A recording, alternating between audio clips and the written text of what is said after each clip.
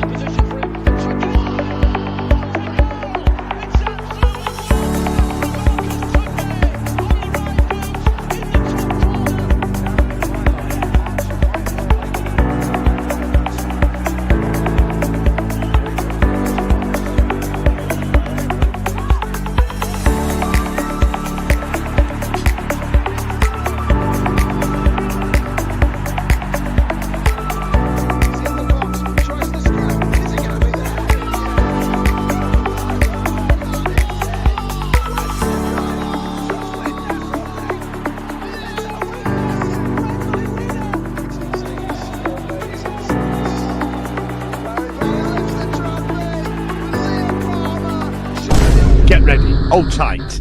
Hold on to your hats, boys. Libos.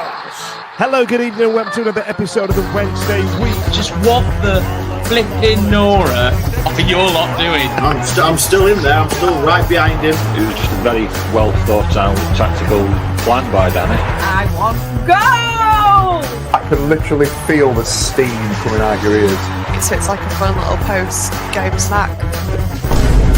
The Wednesday Week!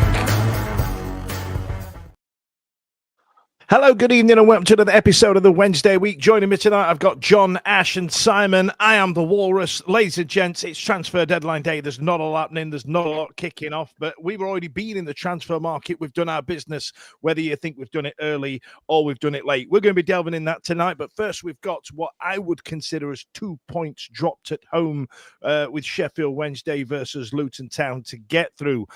Simon, how was your weekend? All right, sir? Yeah, it was good, thank you. Just football, followed by football, followed by football. So, yeah, good weekend for me. Sounds like a hell of a time. What about you, Ash? You're going to be manning the comments this evening, talking to the people out there. Ladies and gents, don't forget to get involved. And if you're not like and subscribe, make sure you like and subscribe.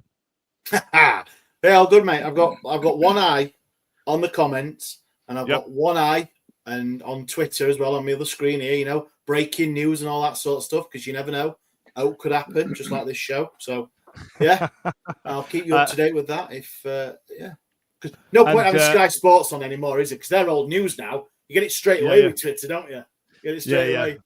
Exactly that. We were talking today about Sky Sports News ruining things like what was it? What was the one with Jeremy Beadle? You've been framed. You've been framed.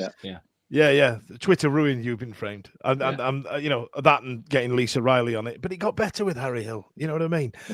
John, what about yourself? How are you? You all right? How was your weekend? Yeah, good, really, yeah. Enjoyed going to the match despite not getting 3 points. It were nice to get a home game rolling around again. I was ready for the home game, so yeah, it was nice to go that. It's funny you mentioning Sky Sports earlier, because they cut to, I don't know which one of their main reporters like. And as they cut to him, he's like this with phone. I'm like, you've got nobody on that phone, mate. Was it Darmesh and Cavi? They're absolutely bloody awful, aren't they? They're awful. It was totally for camera. There were nobody on phone at all. But yes, all good, mate. They stopped doing the outside the grounds thing, didn't they, for a while? I don't know if they still do it now. I wonder why. Why. I think we know why that ended. After the purple aid incident, I don't feel like that's going to be happening much anymore. So, ladies and gents, like I said, don't forget to don't be shy to get involved in the comments, where Ash will put up the best ones and he'll put up some shit ones as well, because it's like that. It does what he wants. Now, ladies and gents, at the weekend just gone, Simon, I'm going to get the lineup for yourself. This is the Luton Town lineup. We've got Beadle, Valerie, Ihekwe, Bernard, Maxlow, Patterson gets a start. Shea Charles, Banner, Gassama, Windass, and J-Lo up front. Before we get into the lineup, how are you feeling before this game? Well, if you looked at the form of Luton Town, they were there for the taking, weren't they? You know, it was a game where you'd walk in and go, and I think I had a look at our predictions today after the result, and we'd all gone for a win of some sort of another. And Luton looked like they're destined to be 2 relegations on the trot. And I thought, no game's an easy 3 points, is it? But you've got to say your money was going to be on Wednesday to win that one. Yeah, absolutely. Even with their £15 million centre back pairing that they had in our old face Mark McGuinness as well, I felt like we could still have them. I bet that Premier League parachute money kicking in. John, I'll come to you. I'll come to you about the lineup. 4 at the back once again. Patterson earning his place. I feel after the shift he put in at QPR, I felt like he'd earned that, right? Yeah, I think it'd have been. You'd have broke him if you'd have dropped him for this one, wouldn't you? I mean, he's bided his time waiting for his chance to come back in the team and took it in spades, didn't he, last time out? So, yeah, no surprise to see Pato retain his spot. I thought it was lively again. Looked like we were going for a 4-4-1-1 kind of formation, which Danny's employed before, but obviously he changes it during the course of the game anyway. But, yeah, good to see Patterson in there. And, yeah, Jamal Lowe getting a go as well. So, in terms of the fixture itself, though, I didn't think. I think it's one of those. I know they said the table doesn't lie, but Luton didn't seem like a bottom 3 team to me. I think they're just finding a little bit of readjustment going on back in Championship after coming down. Obviously, lost a few players, but kept quite a few as well, and still got lots of money. And like we just mentioned, £15 million centre-back partnership. So to me, although the table said they were a bottom 3 team, I don't think they'll be anywhere near that come the end of the season. So even though I was still confident in the victory, I didn't think it was going to be like an easy game or anything. If you see the way the week was panning out for Luton Town, they made a number of signings in the week, and I felt like that it was going to be a completely different squad by the time we played them. Ash, tough question for you to start with. Ooh. We've been getting on the back of Ike Ugbo significantly. Well, I have. Because he's finally been dropped because he's been rubbish. When do we all start turning on Jamal Lowe? Oh, plumbing out, Dan, you're in a mood today, aren't you? I tell you it is. Like there's an element of I think Jamal Lowe does a lot more work. He does a lot of the harrying, does a lot of chasing down, does a lot of pushing on the last man. He's a good player in terms of part of the link up, but he's having a bit of a barren spell. Or in terms of games per goals ratio, I feel like. Personally, I like my strikers to score goals. I know he does a lot of the other work, but you know what I mean. Do you feel like there's going to be some unrest? He's going to be disappointed himself, isn't he? Because I imagine not being a world class top striker or even a Sunday League striker myself, you're going to want that confidence, aren't you? And that's what you're there for, scoring. And I agree with you, Dan. He does. It's a bit different. It's a bit hard, isn't it? Because the eye test, I always go with the eye test, and it looks to me that he does a lot more work. And if you bring up stats up, then you might say, "Oh, Ugbo does X, Y, Z. His percentage of X, Y, whatever it is."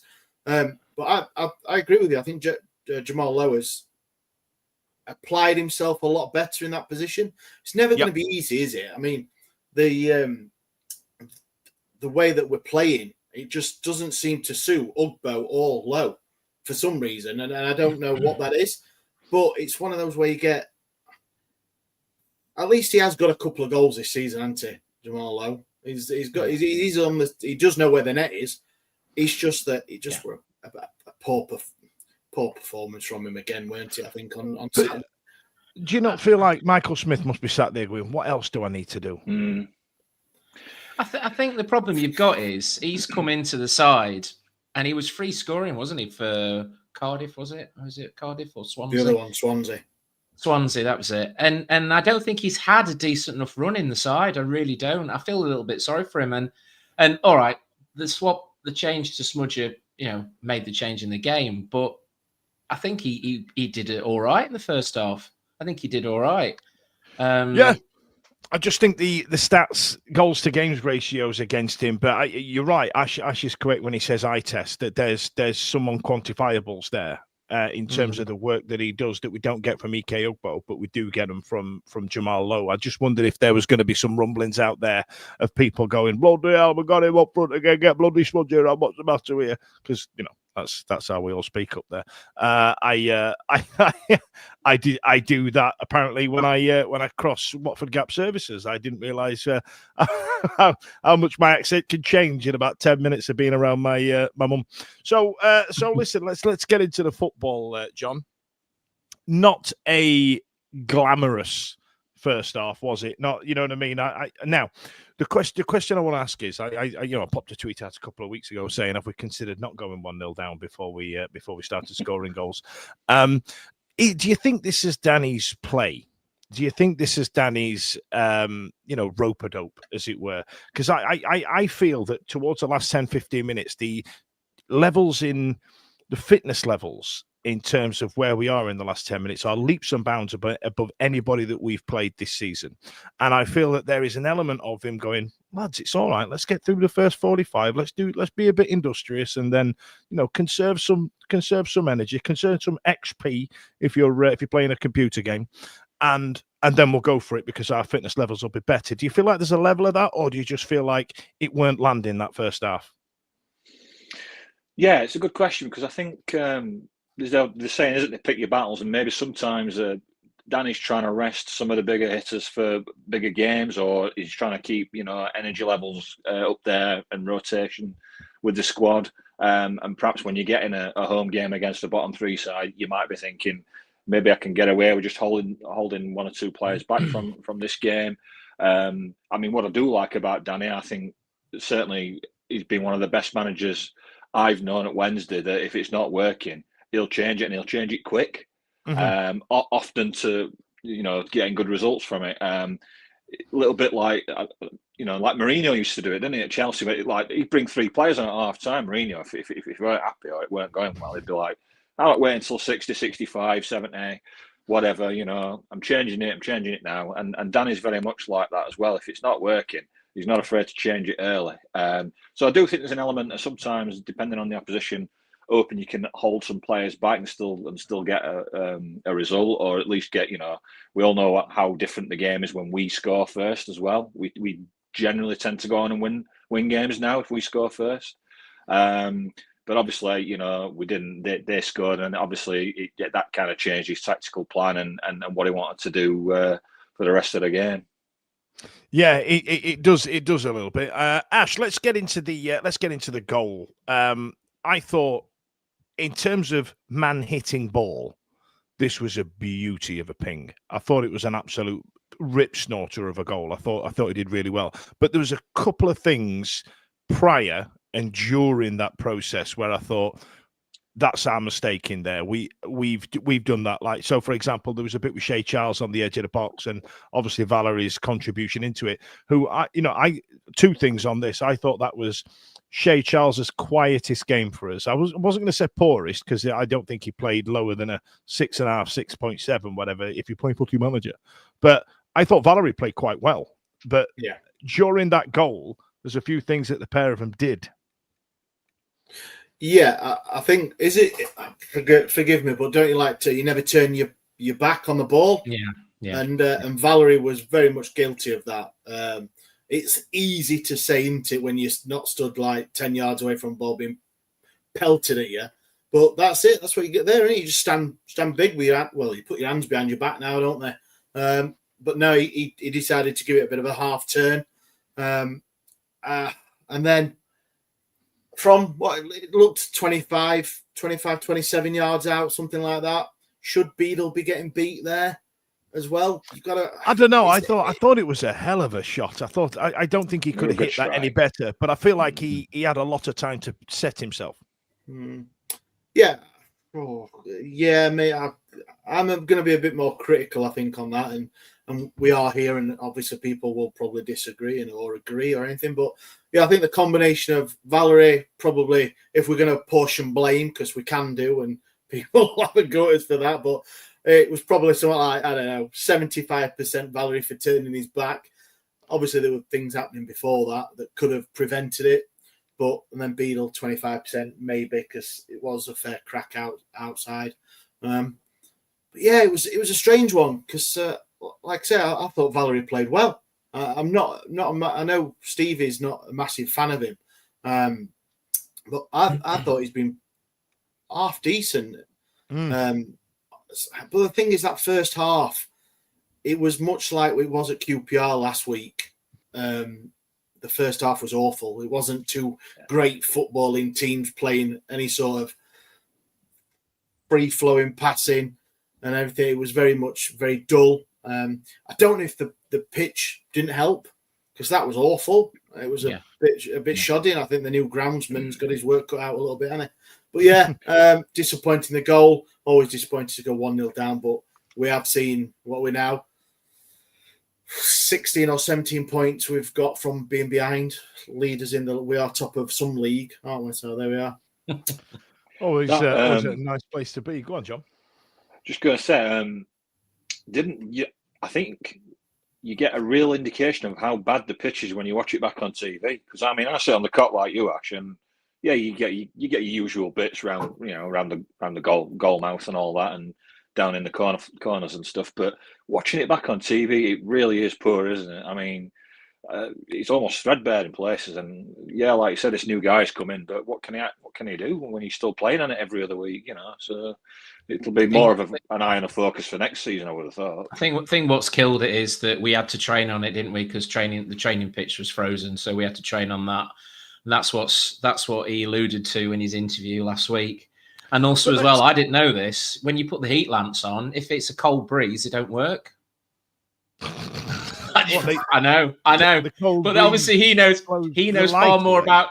He obviously knows far more about. Fancy having them in the stadium and it's not fully enclosed. Yeah, innit? I'll tell you what they want to do. Sorry, Dan. They want to get the local cultivators. You know what I'm saying? Who borrow a 3-bedroom semi. They always seem to get good growth, don't they? Yeah, they see what them guys are doing. Get that pitch grown in Dinnington. I think they're outsourcing it to Albania, if I'm honest, Ash. But there's a lot of chat about the pitch. But in order to bring balance to the conversation, we've identified there's a problem. We brought in a new groundsman, right? I can't, there's an issue. We've done something about it. I don't feel like we could whinge about it too much. But Simon, that first half was not pretty. I remember going into half time thinking, I'm trying to think of some other things that happened in that first half. Was that the one where Windass ballooned one? Can't remember that. No, that was in the second half. I just felt we really struggled to get going. Pato, I think, was a little over enthusiastic, obviously following in from his goal at QPR. And he left Valerie exposed on that right hand side a number of occasions because he kept coming in deep. Again, I think the pitch contributed to a very quiet Gassama in the first half. Again, the wing he was on the left-hand side is where we look down from the grandstand, and that has historically always suffered because of the shadow of the roof of the North Stand roof, and that's historically always struggled. And if you ever come up and sit in the posh seats, it is like what you saw on TV. We saw straight at the start, John, how poor the pitch was looking. And he really struggled, and we saw a couple of times he kept putting the ball out to him, and it just hang up, slow down in the sand. And then midfield, I think they did a very good job of just basically hoofing the ball over the top. And there was a lot of dark arts of, I mean, Mark McGuinness. I mean, I don't want to upset Holly on this because I know it's one on her long list of future husbands. Yeah. What he did off the ball, if you watched him in regards to Jamal Lowe and then in the second half, obviously when Smudger came on, there was a lot of. Somebody said behind me, that's really good defending, but no, it's obstruction off the ball, so it's a foul. But the referee just let it go. Look. And at that point, Ethan, in the second half, my son said to me, I used to really like Mark McGuinness, Dad, but I can't stand him now. I absolutely hate him. And there's an opposition player. It's somebody I hate now. It's somebody I hate us playing against, but you would love him in your back four, back three, wouldn't you? Yeah. Side of Bernard, yeah. Yeah, absolutely. Absolutely. And you could see the quality there. And I think that's where we really struggled in the first half. Was it Danny putting Lowe on? He was a little bit more mobile than Smith. Was he putting them on against the two big lads to tire him out for the second half? Was that maybe a tactic? I would definitely agree. I've just recorded another podcast before this one, and I was talking about Michael Smith about being able to start a fight in a phone box, like, you know what I mean? Like the bit that you were talking about with Mark McGuinness every time they lined up for a corner, there was a tear up every time, and I can see the thought process in putting somebody who's a bit more nimble, like Jamal Lowe, on up against him to try and run a bit of rings around him. But we end up going 1-0 down into half time, and I remember thinking, I don't think we're going to lose. I think it'll be really unfair to lose. I didn't expect us to come out the second half and play like we did. I was absolutely fascinated where we're playing. We were absolutely sublime. We need to just take a brief interlude here, because at halftime we made a signing announcement the day or 2 days before in ex-Celtic and Southampton midfielder Stuart Armstrong. This was a signing I felt that was a banger. John, I'm going to come to you on it, and I'm just going to ask devil's advocate. I'm just going to put it out there. Whilst it's a good signing, did we need that position? I think yes. And the reason I think yes is because we can't rely on Chalobah to stay fit. And if Bannon goes down or Charles goes down, we either suspension, injury or whatever, then I think that's a strength for the team that's then weakened. And I think that a player like Armstrong is going to complement that midfield. And I think even though he plays slightly further forward in his best role, which is like a link between the midfield and attack, and I know some are quibbed about his age, but 32 is kind of the new 29 in modern football. So he's looked after himself. I've been telling myself that for about 15 years now, John. Well, he's looked after himself. He's a good professional. He speaks very well, actually. If he catches interview, he spoke very well. And I like the signing. And he's got another thunder chucker in him as well. He can strike a ball. Don't worry about that. Yeah, I think it were a good signing. I accept that it might not be fill somebody's needs, because we're still looking for, we still want at least a centre half, definitely, and maybe a fullback, and obviously a striker, because we've got goal shy a lot of games. But no, I like the signing. I think it were a quality bit of business, and I'm all for it. Yeah, I agree. Ash, let's get some comments up, sir. Yeah, of course you can. I did flash this one up just a second ago. Craig Haywood. He's answering the question about, obviously, Armstrong. Yes, when you're putting Liam Palmer in there for the likes of Charles, 100% yes. So he's agreeing with you. Thunderbird, if we lost Bannon throughout, our season ends. Well, that's it. That's excuse me. On the pitch really hasn't helped us of late. Not wishing to thwart, kicking of any alleged wage thieves, but I reckon Messi would struggle playing on a recently ploughed field. I feel like the pitch is more of an issue. I'm going to talk for a bit, Ash. Let get the windy pops out, mate. I feel like you made your talk there right at the wrong time, didn't I? Yeah, sorry. I feel like the pitch may have had a factor, but I don't think it was the biggest one. I felt it was how well Luton Town defended. So, Ash, I'll stay with you. I can't. What who was it first? Was it Windass or was it Jedi? Well, can I just ask a question? Can I just put a question? I thought this question, but it was also put on the comments here. Obviously, he changed it. Danny Rule changed it at half time. Did he get the starting 11 wrong? Can we? No, you don't reckon. You don't. I feel the argument there of getting it wrong, I could extend to Patterson starting to an extent, and the reason I'm saying is, I said it last week, that the size of the pitch at QPR is right up Pato's avenue. And the best way you can describe it, it was James Kay telling me, he said, that little notch just to the left of the 18-yard box, that is 10 yards away from the corner flag. And if you look at that little notch, that's right on the edge of the 18 at QPR.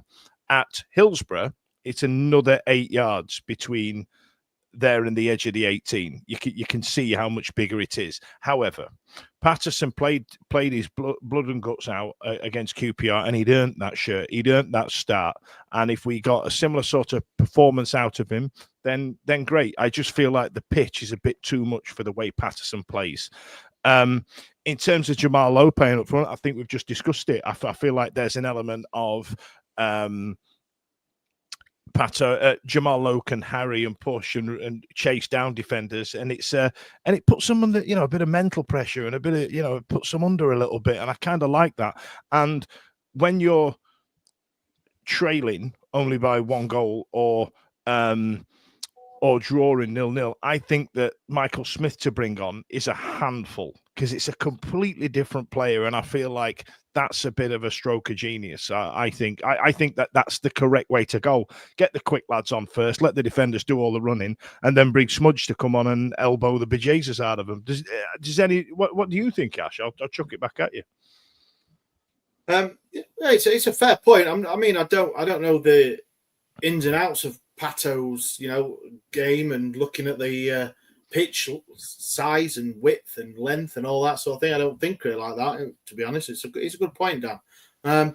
But I just thought that after we're 1-0 down and both teams didn't play particularly well, but to change it straight at half time, not give it 10 minutes or give it 15. Do you know what I mean? He did make the change at half time, bringing Armstrong on.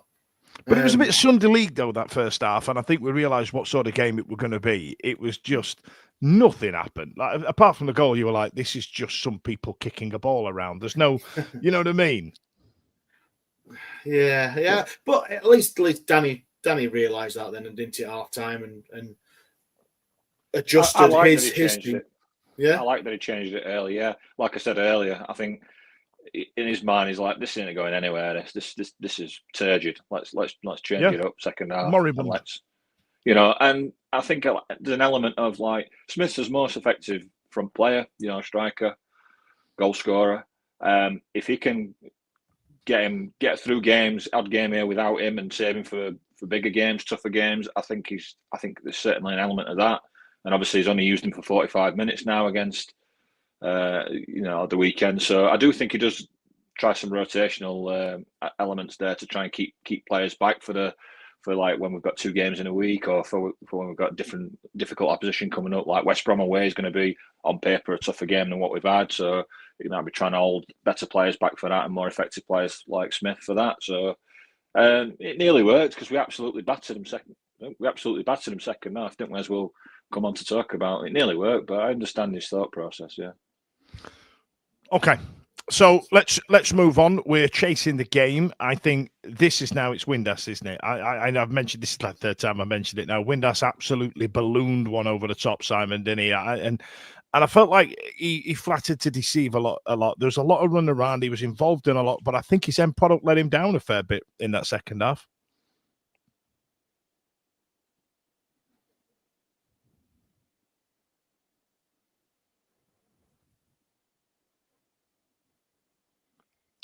We've lost Simon. I was going to say, he was talking away there, wasn't he? So I tell you what, I'm going to put some adverts in there. Welcome back, and Ash, I'll let you pick this up from Simon there because he's doing his goldfish rhubarb impression there while he unplugged his earphones.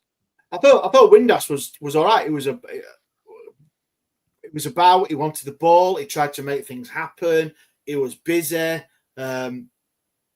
But there was no end piece. How many times? But we have seen that a fair few times this season, and he has come up with a goal. Do you know what I mean? Yeah. He is there. We talked about. I know it's a different position. He's not a striker, but we talked about Ukbo and Jamal Lowe previously, and Jamal Lowe put himself about a bit, and he did that. But I think with Windass, you are more expectant of something to happen, and I think if he's quiet or if he's not having the best game and he comes off after 70 minutes, and obviously you don't like to come off, he sulks, doesn't he? He gets, or appears to sulk that he's been took off because he wants to play, he wants to influence the game. I thought it was that second half. I thought he was busy, and like I said, I thought it was great. But his finishing, yes. There's an element of fool's errand, though. Like if he's harrying, he's chasing, and he's getting onto the byline, he's putting them in, he's doing what we were screaming at Gassama for not doing at the early part of the season. If he's not putting them in, what are we farting around the poo for? You have to get that saying in every week, don't you? I do. Simon, I still can't hear you, brother. So if you could do me a favor and go into settings and see what you could piss about with, just give me a noise if you can give it a go, and we will soldier on. John, Gassama died for that penalty, didn't he? It looked a bit soft because he got his shot away, and then all of a sudden ref blows and points to the spot, and I'm like, all right, fair enough, I'll take it if you're going to give us a penalty, because we haven't had many given our way, have we, in the course of the last season or so.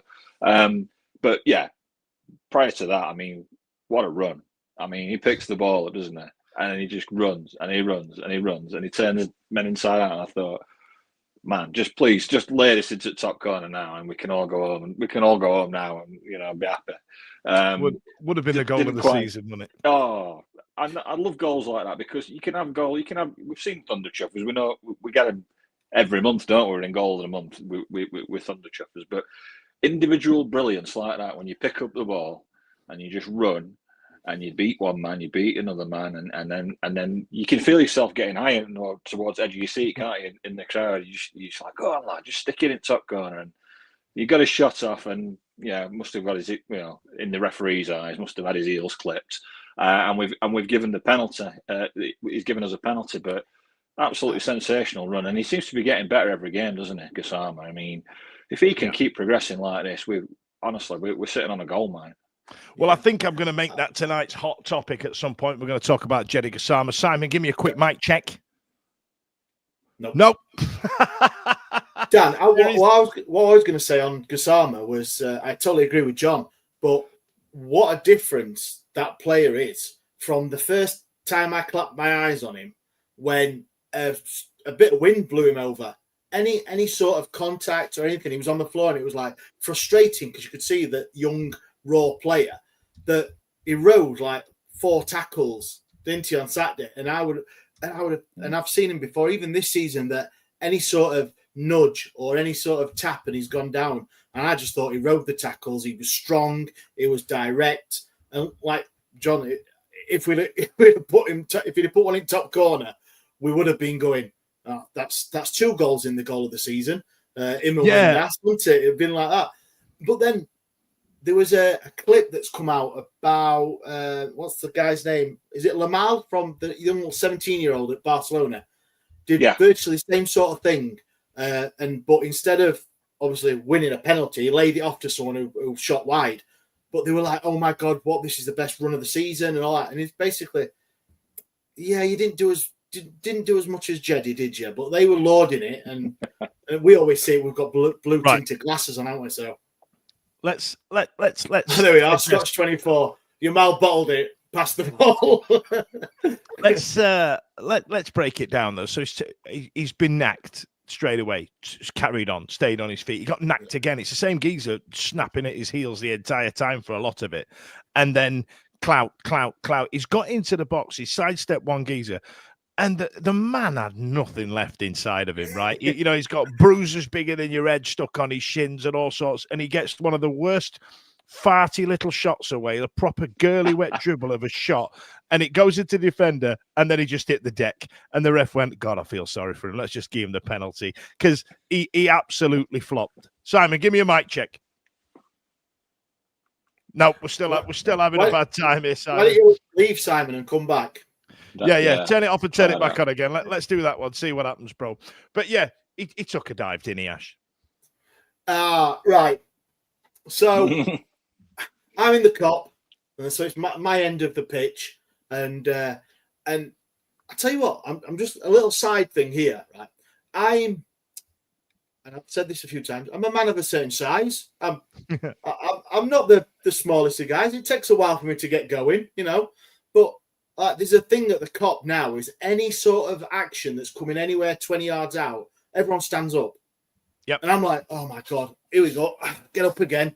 And do you know what I mean? And I totally missed it live, the thing. But I watched the highlights, and from the camera angle on the highlights, it was soft, wasn't it? It was. Yeah, it was soft. It was soft, but when we go back to think how many games and how many days we didn't have a penalty, And now we're just getting him. And we just, I'm not too sad about it. But yeah, I tell you what, the run deserved a goal, and we got the goal.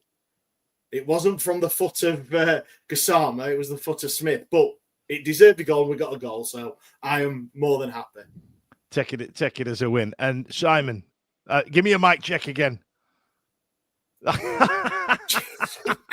We're struggling here, Marcel. We're struggling. Simon, if you go to the three dots, if you've got settings in the bottom in the cog and go to mic settings, I believe there is an opportunity in which you can test your microphone and see if you get some green squares. Apologies for the IT support live on air, ladies and gents, but needs must as the devil drives, as they say. I tell you what, John, that was a hell of a penno on it. Is it that a beauty?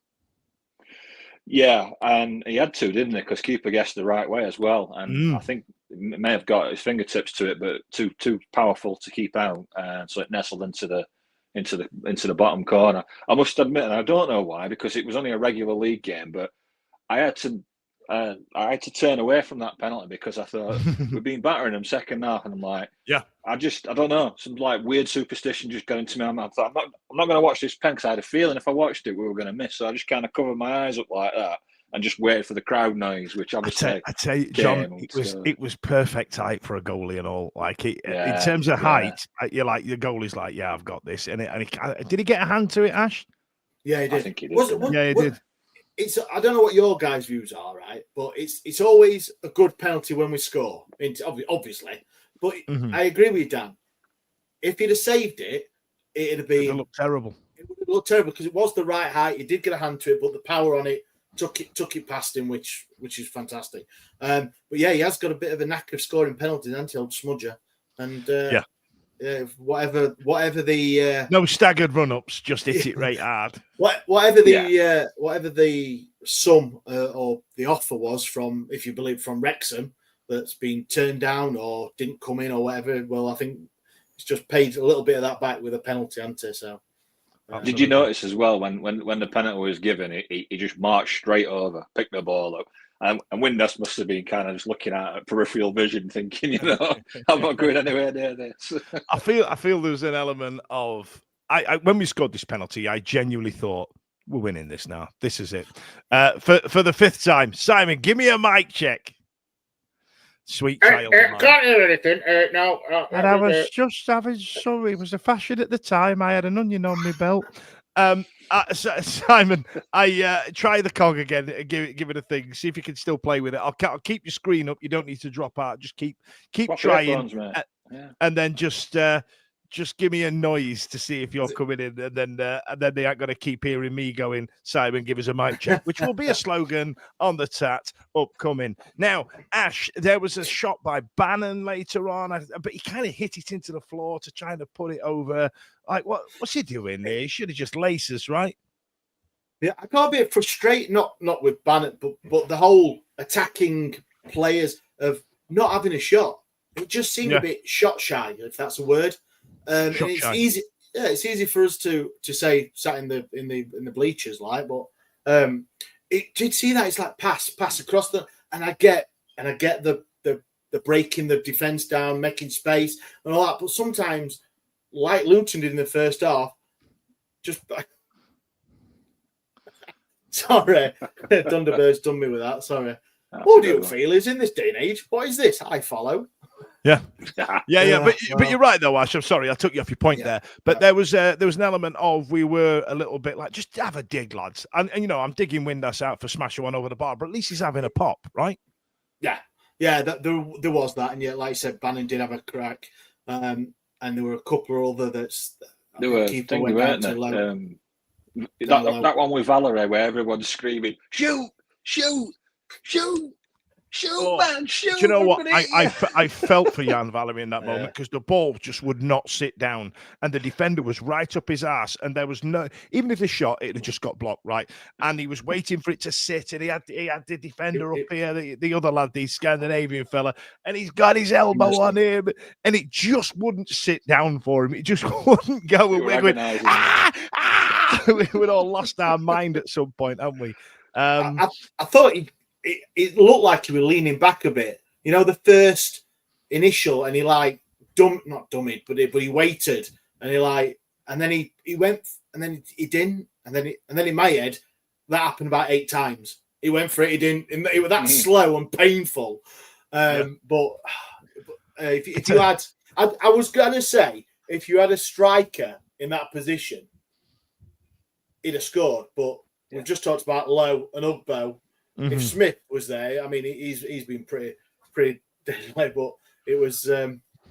Now we are getting creamed out in the comments for saying we were a bit shot shy, and we did have 17 shots in that second half. I mean, if you chuck the comments up, Ash, we're getting a lot of people giving Simon IT support of plugging it in and unplugging it again. And we did. Emily's mentioned there we had 17 shots. So I'm going to put the statistics up now.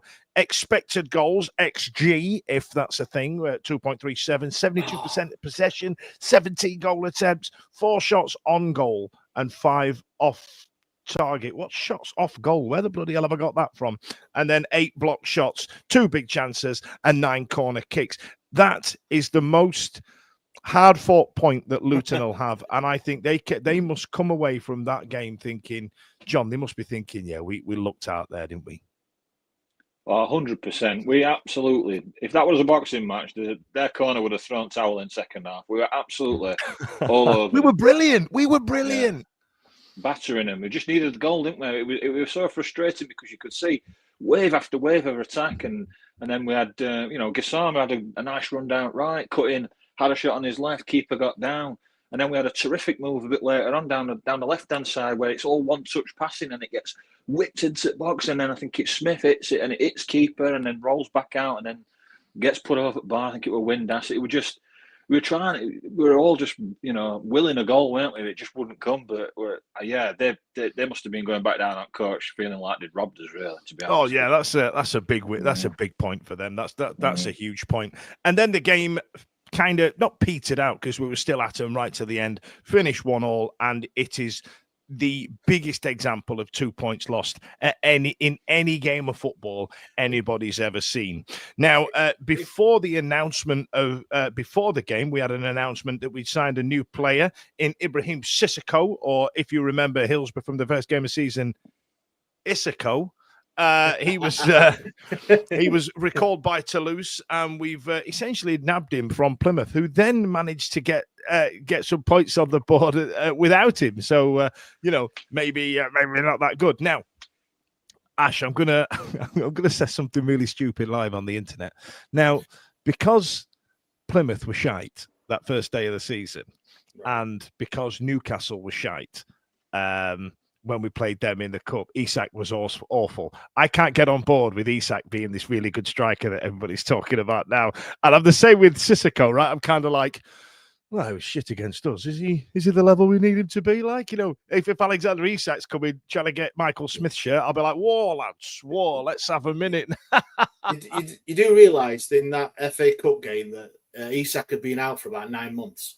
No, rubbish, mate. Rubbish. Been out for a long time. But no, Sissoko, is that how are you pronouncing it? I ain't done the homework on it yet, mate. Yeah. It took me a week to work out Kabatsky. I thought he looked lively. I thought he was probably the bright, shining light of that awful Plymouth team that came. And then I am going to be brutally honest. I have not seen anything else of him. We don't, dear. It's not. I'm not going to tune in on a Friday night or a Sunday afternoon to watch Plymouth, am I? So that's it. I don't know anything about him. What we're talking about, guys? Hey, hear me? Hey, Simon. Oh man! And thanks for everyone. Right, thank you. That's been the Wednesday week. Thanks for the Wednesday week. Yeah, we had a lot of IT support for you there, Simon. We had Liam Henderson suggested holding cards up. I am now running off my Wi-Fi off my phone, so everything's just seems to have gone to why would the Wi-Fi cut your sound out? Is that the first thing to go when you have I don't know, Wi-Fi? But it came up with it actually came up. I think it's an internal protest because it actually came up with the host has muted you, and then I don't know what happened after that. I feel slandered on the internet. Anyway, let's move on now. So Sissoko has been announced. Before the game, there was another protest from the Club 18, the 1867 group, where they handed out their yellow flyers. I will not condone anybody, especially fellow Wednesday fans, getting any abuse. But I also, on the stand, I won't take anything about kids getting paper snatched out the hands of things that they don't really understand. I feel like there was a wind down of the 1867 group over the last couple of days, given from Rob and Jim's personal X accounts. However, breaking news, ladies and gentlemen. There's been an announcement from 1867 News saying, and I'll read it verbatim, after several discussions behind the scenes, after weighing up the costs and affordability, an official approach is being made to buy SWFC from Dapon Chansiri. This is a new consortium who have been involved with football clubs previously, but have not ever been in negotiations to buy Sheffield Wednesday. I will provide more information when authorised to do so. So there may or may not be something to... That's all we know so far. A group has been put forward. Whether it turns out to be anything, we'll see how it goes. So stay tuned for that. I've just realised I didn't put up my picture of Jeddy Gassama, so here he is, just on that little run there. Now, it's time now for that part of the night where you have to cover your ears. Hot topic.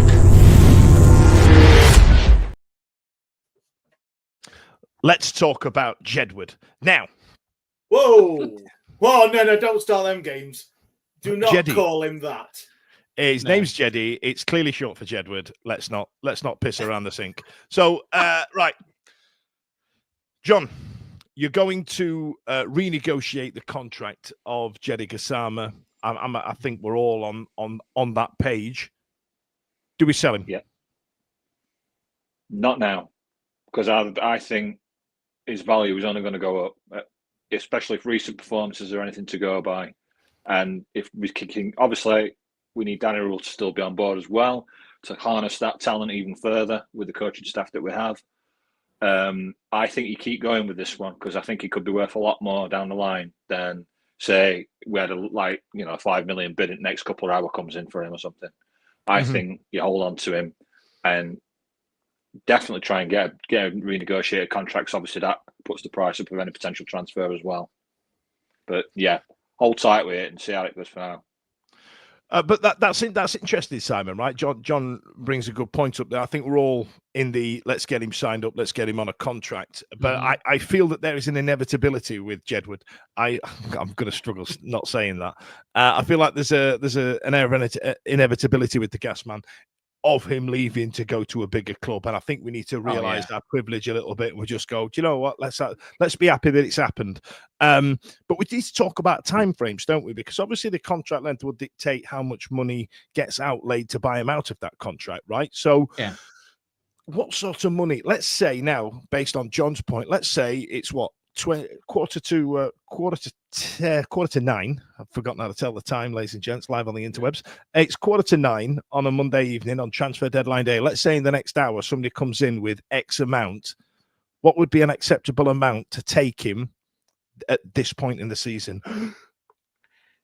Life. So what's he got? He's got this season and an option for one more year, hasn't he? I believe so. That's what his contract is. So. Yeah. I know. John mentioned there 5 million quid. Yeah, well, this is where we get into the actual history of Sheffield Wednesday and how shit they are at selling players and keeping players and all that sort of stuff. So you got to look. Plus, you're going to look at other players that have gone for silly money, haven't they, and stuff. So I'm going to go 8 to 10 million. Me 8 to 10 million. 8 to 10 million, right? And then with options as well. Obviously, all your future buy-ons and stuff like that. I get that. I mean, with somebody so young as him, you've got to go for the options, haven't you? He's got to be 8 to 10 mil, and then clauses. I think we already spoke about this about Piers Charles, didn't we, a few podcasts ago? And then the lad, how old's the Jedi Master? How old is he? Brilliant. He's only 21, isn't he? 20. Yeah, 21, exactly. yeah. And he came from PSG as well, didn't he? So he's already been mixed with the big guys. So you've got to look at, he'll probably go back abroad, and it would be 10 million and add-ons and future sell-on clauses equaling going up to another 4 or 5 million.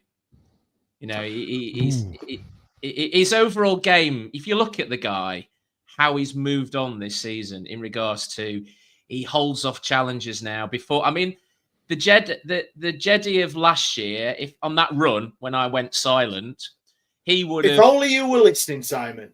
And he would have fallen over, wouldn't he? Sorry, he would have fallen over on the first challenge, wouldn't he? But he kept going, he kept going, and kept going, and kept going, and he now can defend and comes back and defends. He reads the game a lot better.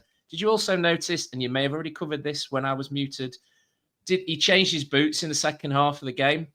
So he actually, he changed his boots in the second half of the game, and then he came back. He came into the game. You know, he's got better footing, and you know, the guy is going to be very, very good. He is. So we've had a few comments there, Ash. I noticed you flashed up a few there of people saying how much would it 9.75 plus all the add-on shenanigans. Great way of putting it. So we're talking future sell-on clauses and international appearances and all that. We'll call that add-on shenanigans. And now, normally I fall very much into the camp of let's make money, let's be a proper business. But if somebody came in with only 5 million quid in January, I think he to us is worth more than that for the remainder of the season. And there's 4 months left in the season. I think 5 million quid it's a considerable amount of money, and you'll raise an eyebrow at it at our level. But I think you might think that's he's worth more than 5 million quid. Tommy Cannon going for 10 to 13, as somebody commented earlier. Yeah, absolutely. Snap the hand off. See you later, pal. Let's buy him a picture of a carriage clock. But in the meantime, I think we need to keep hold of him. Anything less than 8 is a negotiation. But ladies and gentlemen, that was today's Hot Topic. So as we come back to the any other business before we wind this out, there's been a link with Derby County. Alex Miller says that it's unlikely that Liam Palmer will go to Derby County. Personally, I think that would be a great move for him, given that we've signed another midfielder, and that's where we seem to put him nowadays. And we have lots of backup in various other positions. Emmanuel Otabeo has signed a contract extension. I couldn't find how long the contract extension was, but fair play to him, fair play to that young man, as did Sean Fusiri last week. Excuse me, bit of windy pops. And there was also rumours about Emmanuel Dennis coming to Sheffield Wednesday last week, but I believe he's about to sign for Blackburn this evening. And I feel that might be, talking to my Forest friend pal, I think it might be a bullet dodged, if I'm honest, because in terms of attitude problems, it had what was his face, Tyreek Backinson written all over it, or Alex Mighton, if I'm honest. Have you seen the link with the Chelsea centre back, Aaron Anselmino? No. He's been rumoured the last couple of days, but they've just said that he's not leaving on loan from Chelsea, so he's staying. So that's another one off the list, I think. Another one off the list. Rob But Holding it's nice. was another one as well, wasn't it? Rob Holding. I don't know if you heard that one. Sheffield United, he is, isn't he? Well, I think Wilder's got a spy in our camp, because every player we're linked with, they seem to be going for as well, don't they? But yeah. The amount of comments now, Ash, flailing in about, I hope Stevie's not here to hear me slagging off that I feel like Liam Palmer should be moving to Derby County. It's a good job I'm on flight mode, because I'm live on the internet. Now, John, Simon, do you have any other business in which you would like to add? None from me. Well, that's all right then. So, Ashley, we've got a surprise lined up, and we will give you more information on the surprise coming through this week. However, this week, and the reason for the surprise is that the Mind charity operates a. Well, I'll let you talk about it, Ash. You know, this has been your incentive. Yes, mate. On Thursday, the 6th of February, so that's this Thursday coming, Mind are doing a Time to Talk. So this is where they're encouraging like-minded people to get in front of each other over a phone or in the pub and just talk and just air some of your worries with your fellow friends. It is a massive thing, mental health, that we're all on the podcast really into. We do help the Speakeasy, Simon. He's a big thing on mental health, so we're involved with that as well. So yes, we have got something coming up that's going to come out on Thursday, isn't it? Yeah, to coincide with this. So hope you enjoy it.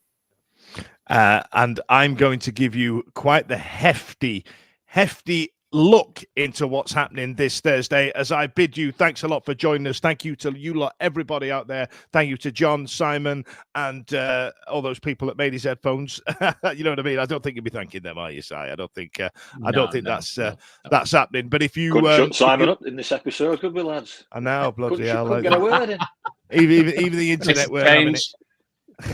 But I'm going to give you a big hint as to what's happening this Thursday if you stick around for the credits. In the meantime, see you later. Every week, live from 8 p.m. It's the Wednesday week, bringing you football analysis. He came in. I think he scored a goal. Bringing you banter. Yeah. Bringing you responsible life hacks. Met you wonderful souls at 10 a.m. for some shots. The Wednesday week. 1, 2, 3, 4 live. Available on all social medias. Obviously, this goes out on YouTube and as well as all the other social media out there, podcasts, etc. The Wednesday week 24-25 season. Join us. Put on your podcast.